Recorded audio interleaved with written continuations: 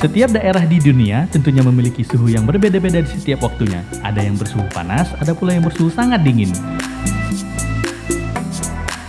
Bisa pemirsa bayangkan, gimana sih rasanya tinggal atau hanya sekedar berkunjung di daerah yang memiliki suhu yang paling dingin di dunia? Kira-kira butuh berapa lapis pakaian tebal kalau kita hanya berada di daerah tersebut? Untuk menjawab rasa penasaran pemirsa, berikut kami sajikan 5 daerah dengan suhu paling dingin di dunia versi MTM.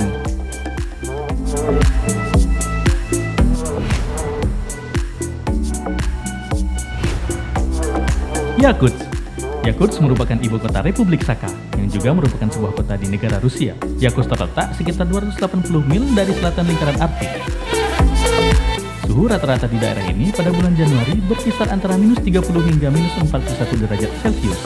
Dengan musim dingin yang panjang, suhu terendah yang pernah tercatat di daerah ini yaitu sekitar minus 64,4 hingga minus 77 derajat Celcius. Pada musim dingin, penduduk setempat disarankan untuk tidak berada di luar rumah selama lebih dari 20 menit. Dengan suhu yang sangat rendah dapat menyebabkan segala sesuatu di luar ruangan membeku, termasuk diantaranya baterai mobil atau kacamata yang dapat menempel di kulit penggunanya. Dengan catatan suhu dingin yang pernah tercatatkan oleh kota ini, membuatnya menjadi salah satu kota dengan suhu paling dingin di dunia.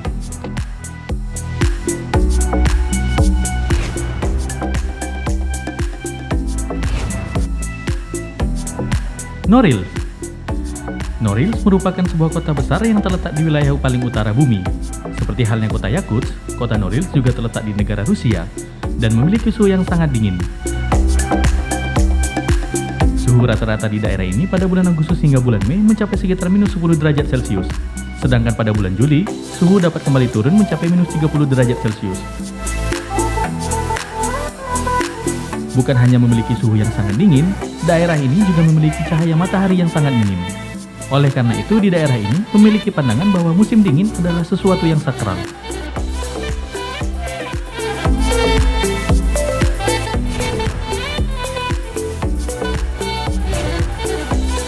Verkhoyansk. Kota Verkhoyansk adalah sebuah kota yang terletak di Republik Sakha, Rusia. Kota ini merupakan kota terkecil ketiga di Rusia, dengan suhu rata-rata minus 50 derajat Celcius pada musim dingin. Sejarah pernah mencatatkan, kota ini pernah mengalami titik suhu terendah yaitu sekitar minus 68,9 derajat Celcius. Ketika musim dingin tiba, semua fasilitas di kota ini dapat membeku, baik itu sungai, bandara, maupun pelabuhan. Dengan ekstrimnya suhu di daerah ini, kota Verkhoyansk menjadi salah satu daerah dengan suhu terdingin di dunia.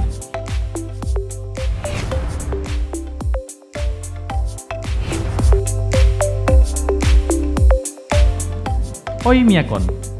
Kota Oymyakon adalah sebuah kota yang terletak di Republik Sakha, Rusia. Kota yang berpenduduk sekitar 500 orang ini terletak di bagian timur negara Rusia. Kota ini mendapat julukan kota yang terdingin di dunia, karena suhu rata-rata di kota ini sekitar minus 50 derajat Celcius pada musim dingin.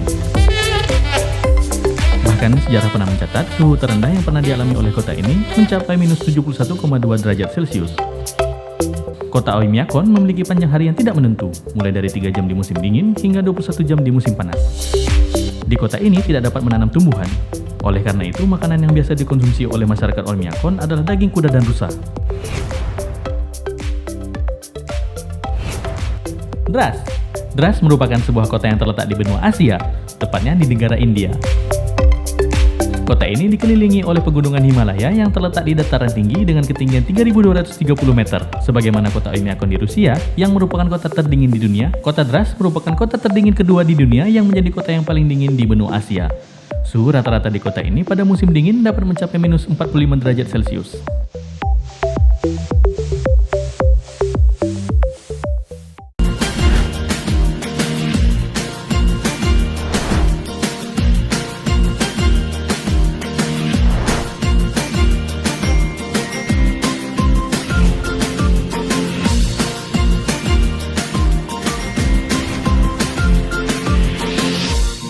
Mau tahu?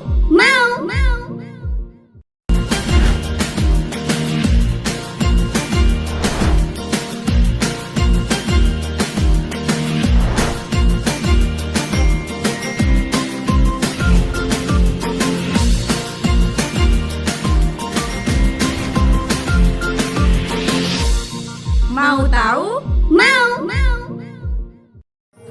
Sebagai umat muslim, tentunya kita telah banyak mendengar cerita tentang perjuangan Nabi Muhammad SAW untuk menyebarkan agama Islam.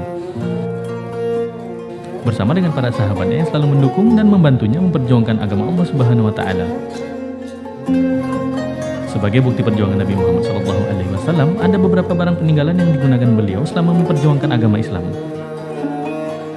Kira-kira apa saja barang peninggalan Nabi Muhammad SAW yang masih terjaga hingga saat ini? Berikut ulasannya versi MTM.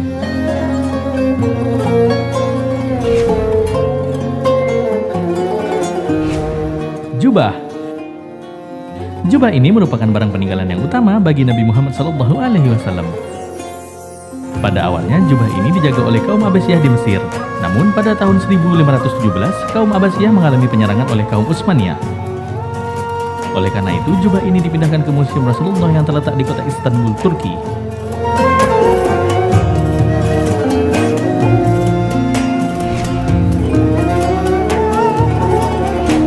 Helai rambut.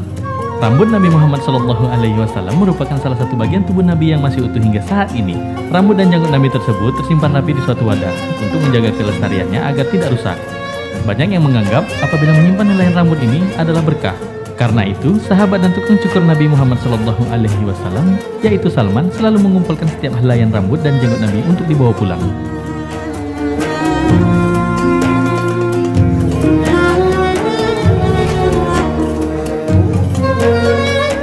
Surat.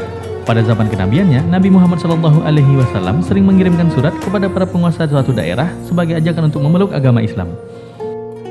Surat Nabi Muhammad SAW masih ada hingga sekarang, yaitu surat yang beliau kirimkan untuk penguasa Mesir Al-Muqawqis sebagai ajakan untuk memeluk agama Islam.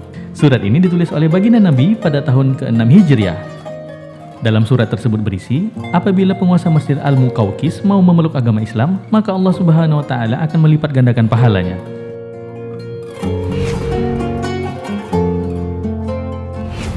Sandal. Sandal yang ditinggalkan Nabi Muhammad SAW ini berbentuk lapisan dengan rupa lidah, berwarna coklat kehitaman dan memiliki dua tali pengikat pada kedua sisi samping sandal tersebut. Pada saat ini, sandal peninggalan Nabi itu tersimpan rapi di dalam kotak kaca di Museum Topkapi, Istanbul, Turki.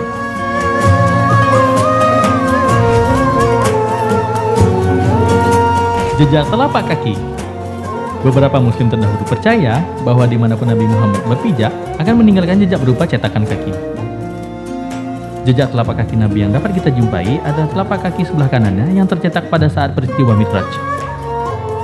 Sedangkan telapak kaki sebelah kirinya tersimpan di Masjidil Aqsa. Di Timur Tengah, telah banyak ditemukan jejak-jejak seperti itu pada tempat-tempat keagamaan. Akan tetapi, para ulama masih memperdebatkan tentang keberadaan jejak-jejak tersebut.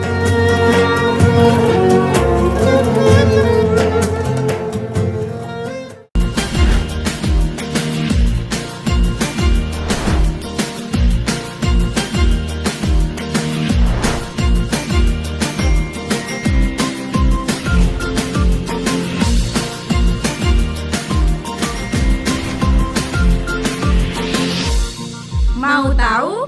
Mau.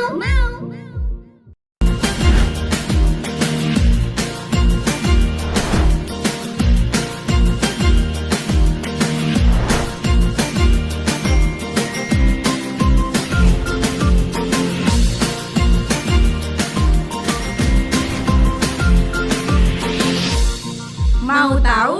Mau.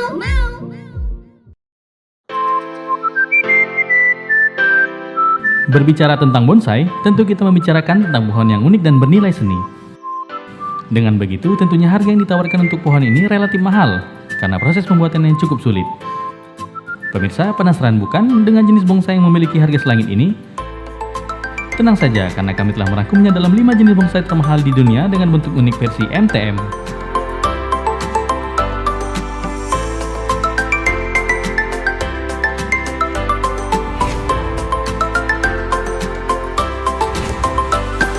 Bonsai Sunkaen. Bonsai Sunkaen adalah sebuah jenis pohon bonsai yang berasal dari kota Sunkaen, Jepang. Bonsai ini merupakan milik seorang seniman terkenal Jepang, yaitu Kunio Kobayashi. Pohon bonsai ini diketahui telah memiliki usia lebih dari 800 tahun dan telah banyak memenangkan berbagai penghargaan karena desain dan bentuk yang unik dan menakjubkan. Pohon ini juga telah memenangkan kejuaraan bonsai sebanyak 4 kali berturut-turut. Dengan pencapaian yang tidak biasa ini, membuat bonsai ini memiliki harga yang selangit. Bahkan tanaman bonsai ini pernah ditawar seharga 50.000 US dollar atau sekitar 1,3 miliar rupiah. Saat ini tanaman bonsai Sunkain tersimpan di Sunkain Bonsai Museum di Jepang.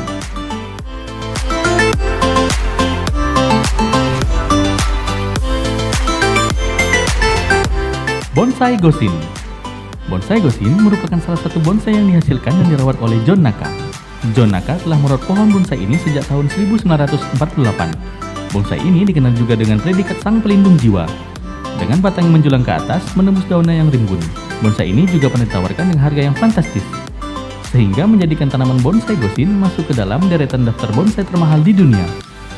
Pada tahun 1984, tanaman bonsai Gosin ini didonasikan ke National Bonsai Foundation untuk diletakkan di National Bonsai and Packaging Museum, Washington DC.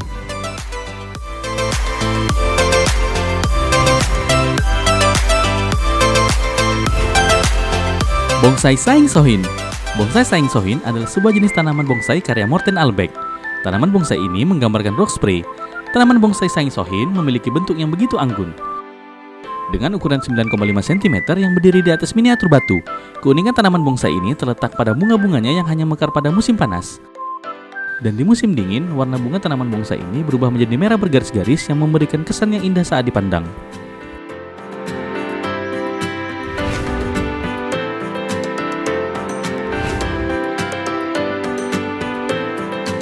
Bonsai Silvestris Pinus. Tanaman bonsai Silvestris Pinus merupakan sebuah jenis bonsai yang dibuat dari pohon pinus yang dikerdilkan. Bonsai Silvestris Pinus memiliki wujud seperti miniatur pohon tua. Memiliki daun yang rimbun dengan dasar rindang membuat bonsai ini terlihat tumbuh seperti alam aslinya. Bonsai ini awalnya dibeli oleh Stefano Frisoni untuk menambah daftar penyimpanannya. Tapi pada akhirnya ia mengatur ulang untuk menciptakan karya dedaunan yang menyerupai awan di langit tanpa mempengaruhi seni yang ada pada bonsai sebelumnya. Pohon bonsai ini akhirnya mempunyai penampilan yang sangat realistis. Sifat dan seninya sangatlah menonjol untuk ukuran pohon bonsai dengan bantalan dedaunan yang sangat ramai bagaikan awan di langit.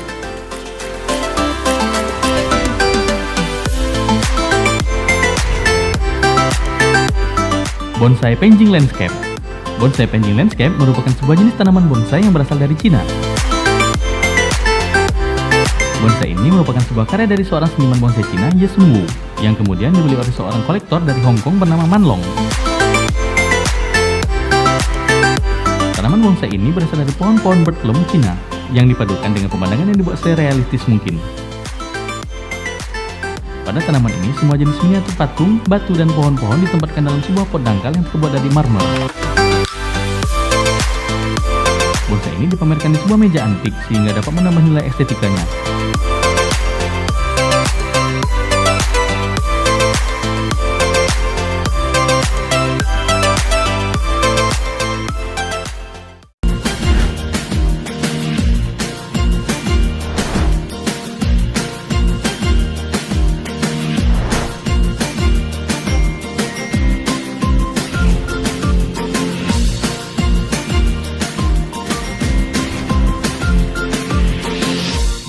Mau tahu? Mau!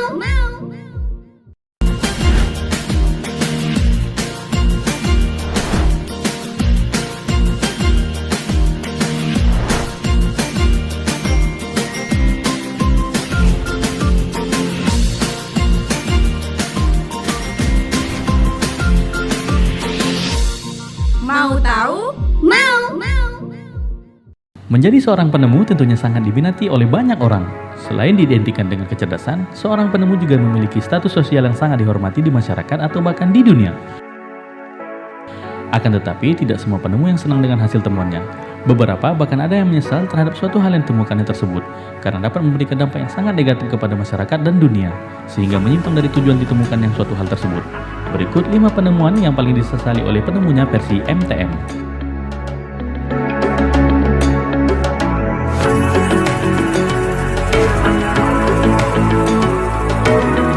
Alfred Bernhard Nobel. Dinamit. Alfred Nobel adalah seorang penemu dinamit yang menyesal telah menciptakan penemuannya sendiri. Nobel merupakan seorang industrialis dan insinyur yang dulu memutar otak untuk mencari cara meledakkan sebuah batu besar secara efisien pada tahun 1860. Dia berhasil mencampurkan bahan nitrogliserin dan silika untuk menciptakan sebuah pasta yang mudah menguap bernama dinamit. Sayangnya, penemuan yang sebenarnya diciptakan untuk kepentingan publik justru dimanfaatkan untuk membunuh dan menghancurkan.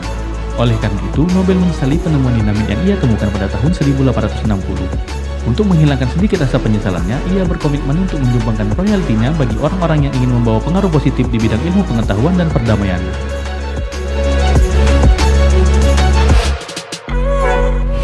Ethan Zuckerman Pop-up. Pop-up merupakan sebuah hasil penemuan yang ditemukan oleh Ethan Zuckerman. Ia pertama kali membuat iklan pop-up pada tahun 1990-an untuk sebuah perusahaan mobil untuk menyebarkan iklannya. Ia kemudian menyusun konsep iklan yang tidak hanya akan muncul di laman asli sebuah web, akan tetapi juga muncul secara terpisah di halaman yang lainnya. Setelah berselang lama, pada tahun 2014, Ethan muncul di sebuah media online The Atlantic. Di sana, ia meminta maaf dan menyesal atas temuannya yang dianggap sangat mengganggu bagi pengguna internet.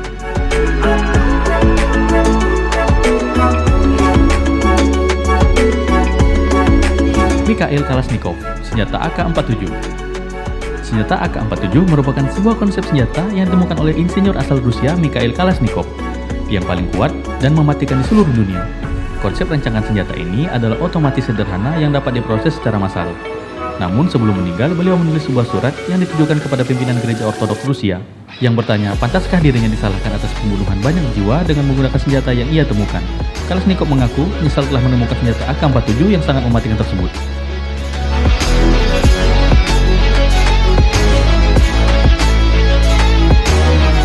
Alexander Surgin, ekstasi. Alexander Surgin menciptakan bentuk ekstasi modern pada tahun 1976 dan mengujinya pada dirinya sendiri. 2 tahun kemudian, ia menerbitkan makalah mengenai efek MDMA yang bisa menjadi obat yang berguna dalam psikoterapi.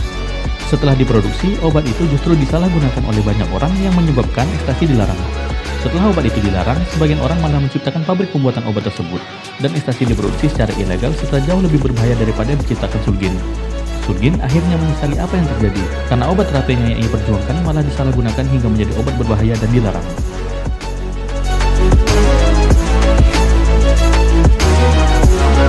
Albert Einstein dan J. Robert Oppenheimer, bom atom. Dua sosok jenius ini merupakan tokoh di balik terciptanya bom nuklir atau bom atom yang mengubah tatanan sejarah dunia pada tahun 1945. Bom atom diciptakan pertama kali oleh Oppenheimer yang saat itu menjabat sebagai direktur pengembangan bom nuklir di Los Alamos Lab. Meskipun begitu, bom atom tidak akan pernah ada tanpa peran Einstein yang membantu tim pengembangan dengan teori-teorinya. Setelah Perang Dunia Kedua, Oppenheimer menghabiskan masa hidupnya dengan penyesalan karena telah menciptakan senjata mengerikan. Hingga pada akhir hayatnya, Oppenheimer selalu berpesan bahwa perang bukanlah cara terbaik untuk menyelesaikan suatu konflik.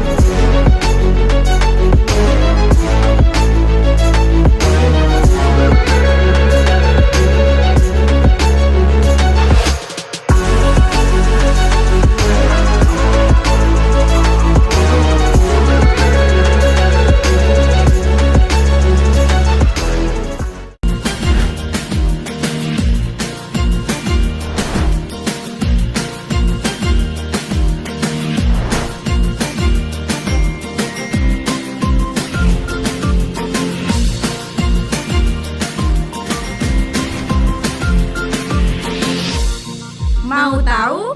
Mau!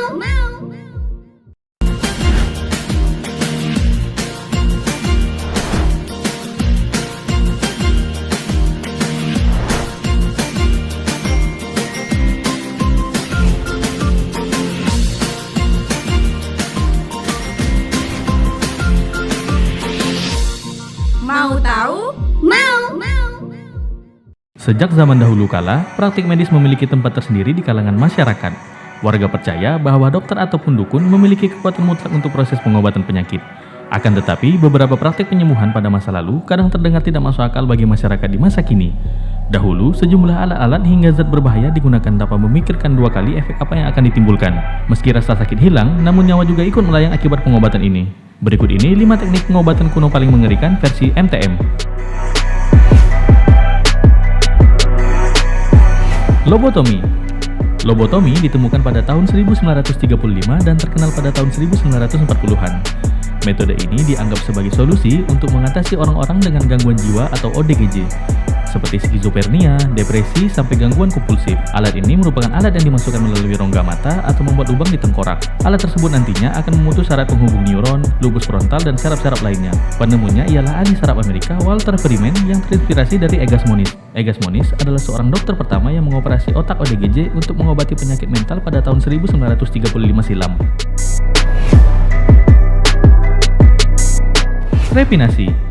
Trepanasi atau trepanation merupakan praktik medis paling terkenal dan sangat kuno. Teknik tersebut sempat ngetren pada abad pertengahan Eropa karena banyaknya sumber lukisan yang menjelaskan teknik tersebut. Ternyata teknik itu dikenal sejak zaman Neolitikum dan dipraktikkan hampir di seluruh belahan dunia, seperti Mesir kuno, Tiongkok, dan Eropa.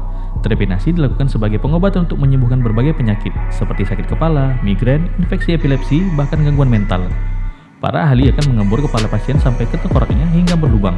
Trepanasi dipercaya oleh orang-orang karena konon roh setan dan iblis dapat keluar dari kepala yang berlubangnya, sehingga rasa sakit dari penyakit tersebut hilang. Sayangnya, dari berbagai fosil yang ditemukan, ada beberapa trepanasi yang gagal dan menyebabkan kematian. Bloodletting. Ribuan tahun, para dokter atau praktisi medis percaya bahwa penyakit berasal dari darah yang buruk. Dari situlah muncul teknik bloodletting. Teknik ini bermula dari kepercayaan teori bagian tubuh manusia terdiri dari 4 zat dasar, yaitu empedu hitam, dahak, dan darah.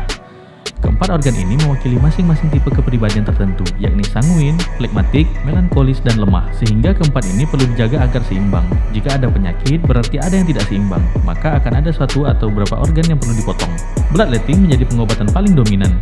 Metode ini digunakan untuk menyembuhkan berbagai penyakit, meski lebih banyak yang mengalami infeksi dan kematian. Thrombage surgery (TBC) merupakan penyebab utama kematian di era tahun 1930-an sampai 1950-an. Saat itu belum adanya fasilitas kesehatan dan obat untuk penanganan tuberkulosis. Terlebih, antibiotik baru ditemukan pada akhir rentang waktu tersebut.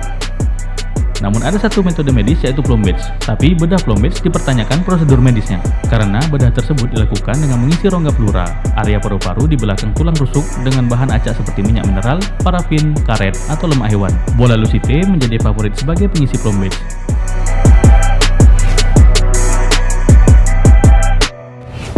Obat bahan manusia.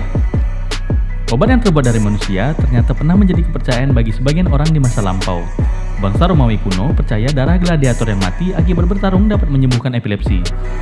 Obat kanibalistik dipercaya memiliki sifat magis. Pada tahun 1500-an hingga 1600-an, orang Eropa rutin meminum obat yang mengandung manusia, lebih tepatnya darah, lemak, dan tulang manusia. Raja Charles II atau Raja Inggris abad ke-17 mengkonsumsi Kingstrop, yaitu minuman yang terbuat dari bubuk tengkorak manusia dan alkohol. Meminum bahan-bahan tersebut dianggap dapat menyembuhkan berbagai penyakit. Tulang manusia yang dihancurkan dan dikonsumsi biasanya untuk menyembuhkan penyakit kepala, lain pula dengan lemak manusia yang dipercaya menyembuhkan asam urat.